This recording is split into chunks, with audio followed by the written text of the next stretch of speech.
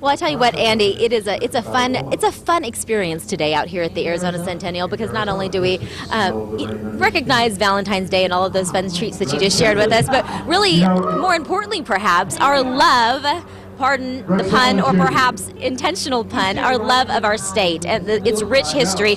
Part of that history, of course, is some of the families who have helped shape our state. And I want to introduce you now to Lisa Schneble Heidinger, who your great-grandmother, Sedona, was actually the woman behind the name of our city, Sedona. Welcome to the show. Thank you. I'm delighted to be here, Stephanie. You're also part of a really important part of this particular celebration, in that you have created this absolutely breathtaking, stunning book. And we can just show it to the camera right here.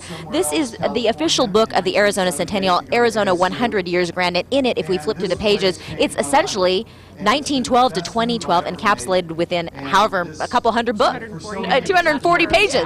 Yeah, thank you so much. It has been such a delight to put together. And the best part of it was that no state money was used. Everybody pitched in. The photographs are donated, O'Neill Printing, Rockwell Bookbinding, everybody just stepped up and did it. And then it was picked One Book Arizona by the state when they vote for the book we should all read this year.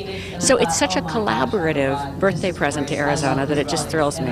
What I found so amazing about this book in particular is that when you think about history, let's be honest, sometimes it can be daunting. It can be overwhelming when you think, well, how in the world am I going to really understand it? But this is piecemeal in that we are able to understand the depth of it in little portions, bite-sized portions that make sense to us. Thank you so much. I appreciate that. I was taught, because I used to be a TV reporter years ago, that if you're willing to entertain people, they will let you educate them.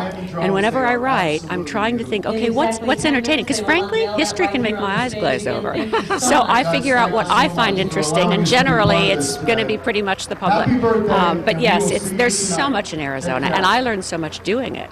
There were things I didn't know about Arizona. One of my favorite facts is that in 1931, the Hopi tribe made Albert Einstein an honorary Hopi chief. And you think, how did they even know about Einstein? Did they like his theory of relativity? What was up with it? Now, I don't know the whole background, but I know that. What you do know a lot about, of course, is your grandmother. And tell me a little bit about her, and really that connection, of course, to Sedona. She was a Missouri girl who came out right after she turned 23 with my grandpa, Ellsworth, her little boy, because her husband was the wrong religion for Gorham, Missouri. And he and some other men got money to build Schneble Hill Road from Sedona to Flag, and then decided they wanted a post office. But because we were still a territory, the name he wanted, Schneble Station, Arizona Territory, was too long for that little round stamp. So his brother said, let's name it after Dona, and that's how it became Sedona. Well, and when you think about all the time that it took to put this together, and how long did it take? I started the outline in 2006. It has been a labor of love for 6 years. 6 years, 100 years span. What would Grandma think now?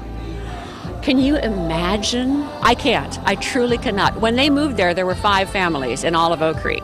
I mean, you think about that. I think Phoenix had a couple thousand back then. Yeah. Oh, and that's one of the great things about Arizona. This Capitol, I don't know if you read, was built in 2001 by a guy who lost a contest in Missouri trying to build their Capitol.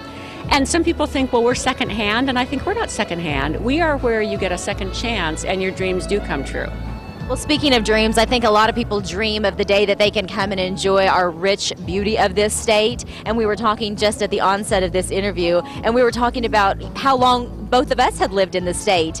And we kind of felt like we boiled it down to 3 types of people, didn't we? Those that are natives, yes. Which is great. I mean, natives are fine. I'm a native. I have no beef with natives. But what I say every time I speak to a group is, look, Sedona came from Missouri. The Athabascans who crossed the Bering Strait, who settled this as tribes, came from, the Middle East at that point. Everybody in Arizona is from somewhere.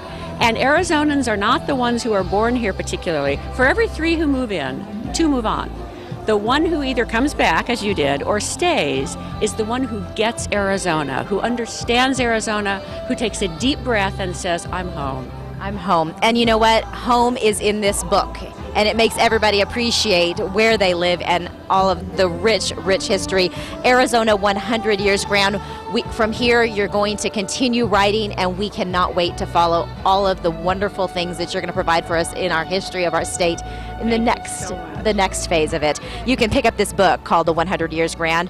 We'll provide a link to where you can purchase it, but you can get it at any bookstore in town, and of course, we'll provide that information on SonoranLiving.com.